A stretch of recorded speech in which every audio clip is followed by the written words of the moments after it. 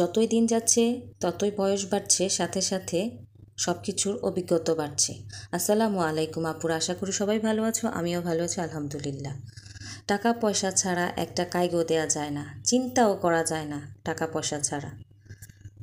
সব কিছুতেই টাকা পয়সা লাগে, প্রতিটা পদে পদে প্রতিটা কাইগে কাইগে টাকা ছাড়া চিন্তা করা যায় না। আর আমাদের মধ্যবিত্তদের কাছে টাকা ছাড়া কি আছে? সম্মানটুকু, সম্মান, বিবেক, নিজেদের দম্ভ, এগুলো যদি আমরা বিকিয়ে দেই তাহলে তো আর কিছু থাকবে না। তো এতটুকুই আমাদের টিকিয়ে রাখতে হবে সবার কাছে, এই সম্মানটুকুই ধরে রাখতে হবে যেন কেউ আমাদের হেয় না করে। এই যে মেয়েকে নিয়ে চলে এলাম হোলসেলের দোকানে, তো এখানে এসে 80% জিনিসই পাচ্ছি না,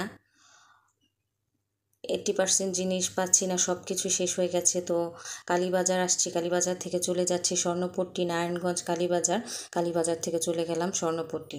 তো স্বর্ণপট্টি গিয়ে ওখানে তোমাদের সাথে ভিডিওটা করতে পারলাম না, এই কারণে যে আমাদের পিছনেই একটা লোক যাচ্ছিল, তো যাওয়ার সময় লোকটা হঠাৎ করেই দাঁড়ানো অবস্থা থেকে পড়ে যায়। তো ওই অবস্থায় আমি ভিডিওটা করতে আমার খুবই খারাপ লেগেছে, কারণ সব সময় সব জায়গাতে ভিডিও করা চলে না। আমার ভিডিওর চাইতে অনেকের জীবনটাই বড় আমি মনে করি যেটা। আর ওই অবস্থায় ওই লোকটাকে পড়ে যেতে দেখে সেই মন মানসিকতাও আমার ছিল না, যার কারণে আমি তোমাদের এগুলা দেখাতে পারলাম না, দুঃখিত।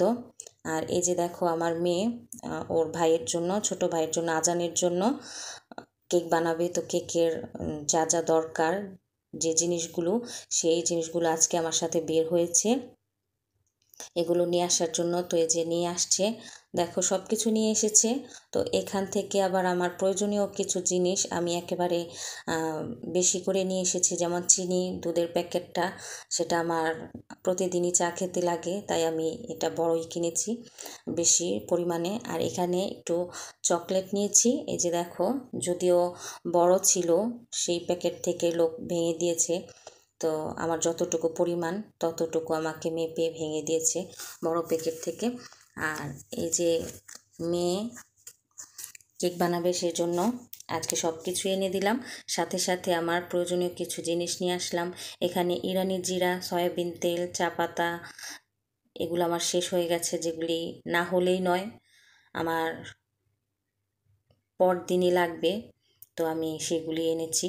আর আমার মেয়ে তো একেবারে রাতের বেলায় কেক বানাতে বসে পড়লো।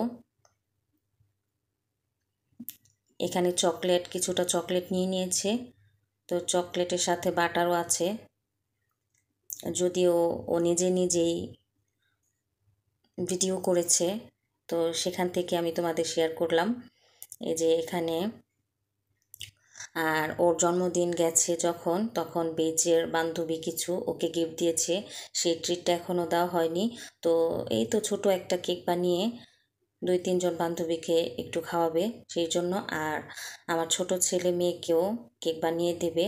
আর বড় কথা হচ্ছে যে একটু টেস্ট করছে ও ব্রাউনি কেক বানানোর জন্য, তো ব্রাউনি কেক দেখে দেখে বানানোর চেষ্টা করা, এই আর কি।